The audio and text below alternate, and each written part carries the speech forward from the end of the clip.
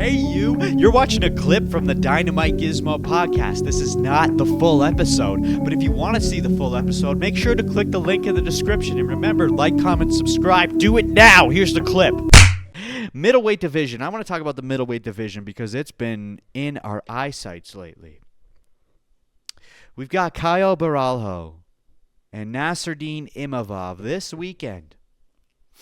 The first of many great back-to-back fight cards lined up from here to the end of the year. Also, crazy that we're in September already, isn't it? It feels like just a few months ago I was making my predictions for the title holders of the year.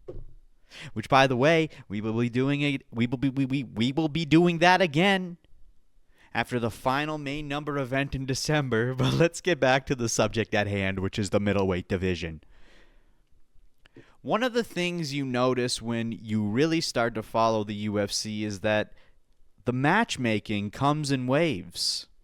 Each division gets its stretch in the spotlight, then it shifts to the next. Take earlier this year, for example. Welterweight was the talk of the town, baby. Sean Brady dominated Leon Edwards. Ian Gary was fighting constantly. Michael Morales stayed undefeated and started making serious noise. And JDM became the champ. But once Buckley lost to Usman, the momentum kind of cooled off. Then the flyweights grabbed the attention for a bit. Joshua Van had a stand-up clinic against Brandon Royval. And then Pantoja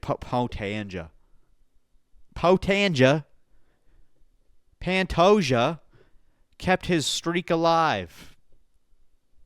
And for a little bit there, all the eyes were on flyweight. And everyone was like, you know what, flyweight's pretty good. And now here we are again, back in the middleweight era. Last year it was Strickland shocking the world by beating Adesanya. Then Dricus taking over. This year, all the anticipation has been around whether or not Dricus would actually face Khamzat. With Khamzat's history of missing main events and other big fights falling apart and yada yada, we were all unsure, but then it did go through. And we find out Khamzat is now the middleweight champion, and here we are again. The stage is set once again to find out who's going to be the next person to fight Khamzat.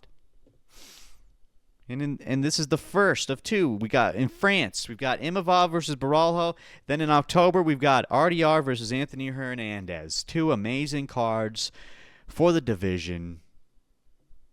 And here's the thing, though. I don't think any of these four guys are getting past Khamzat. These are the two main headlining events that are going to determine who fights Khamzat next. And I don't think... It doesn't matter who out of these four guys. I don't think any of them are going to be able to get past Khamzat. The only way you beat him is by matching his wrestling and doing it better. Let's run through it a bit, okay? We got Nassourdine Imavov. An interesting case. He represents France, but he was actually born in Dagestan, believe it or not, and he's of Chechnyan descent. Or Chechen descent. How fucking crazy is that? And didn't even start MMA until he moved to France. His base is kickboxing and boxing, which explains why most of his UFC wins are by knockout or decision. Oh, he only has a handful of wins by submission. He's a Brazilian Jiu-Jitsu blue belt now, and he's training out of MMA Factory in Paris alongside Cyril Gane. And at one point, Francis Ngannou was there too. MMA Factory, known for strong striking fundamentals and somewhat of their takedown defense. But the question is, can that hold up against Khamzat's pressure? I don't fucking think so, dude. Then we have Caio Borralho. Between him and Imavov, I'd actually give Caio the slightly better chance of the two. Born in Brazil, started out in judo, then moved to Brazilian jiu-jitsu, eventually earning his black belt. His ground game is polished and very technical, and later on, he added boxing and striking into his arsenal. And he's also the leader of the Fighting Nerds, which is a huge factor. Okay? they pride themselves on strategy and fight IQ. That's what they're known for. That's why they're the fighting nerds, amongst other reasons. Caio is known for being analytical, almost obsessive about studying his opponents. But again, does that close the gap with Khamzat? I don't know. I don't think so. He doesn't have the same wrestling base. He has great jiu-jitsu, yes, but wrestling, not on Khamzat's level. Then we have Anthony Fluffinator Hernandez. Now here's where it gets a little more interesting. Okay, Fluffy's background is wrestling. He wrestled in high school, and when he wasn't a while he wasn't a top-level collegiate wrestler, it gave him a strong foundation. From there, he became a Brazilian Jiu-Jitsu black belt and built a relentless grappling style. Unlike Caio, who has just one UFC submission win, Hernandez already has 5. He's trained with the Diaz brothers, Cesar Gracie, and he's known for guillotines and front headlocks. He even shocked the world by submitting Rudolfo Vieira, a world-class grappler with an arm in guillotine.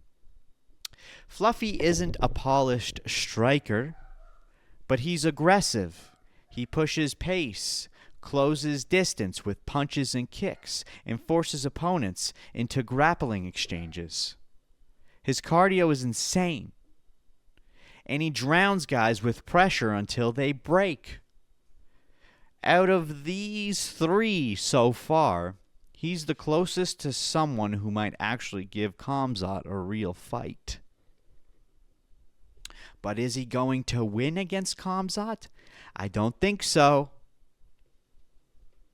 Then we have, finally, RDR. Reindeer de Reindeer.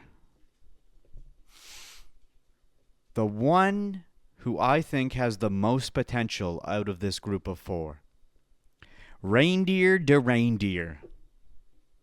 His style reminds me a bit of Dricus du Plessis, awkward and orthodox, but without the amateurish feel DDP always gives off. Rene de Reindeer was a double champ in one championship, middleweight and light heavyweight, and like Caio, he started off in judo as a child, then transitioned into blowjob jiu-jitsu as a teenager, eventually earning his black belt. He's one of the most dangerous submission specialists in MMA outside of the UFC. His favorite weapons are back takes, rear naked chokes, and arm triangles. He had an undefeated amateur record in the Netherlands before turning pro, dominating in grappling. Striking is the weakest part of his game, but he does train Dutch kickboxing, using long kicks and stripe punches to keep range until he can close the distance.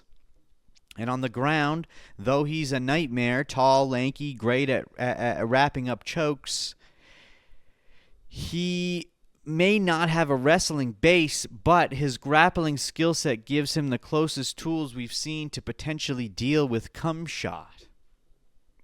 Now, do I think he actually beats Khamzat? Probably not. Again, probably not. I don't think really anyone, even outside of these 4 guys, has a chance at it. But out of these 4 contenders that we have lined up over the next few months to determine who's next against Khamzat, RDR has the best shot. Because you know it's going to be one of these 4 guys who's next in line. He has the kind of ground game that could at least give Khamzat problems. Survive and scramble. Maybe he might even catch something.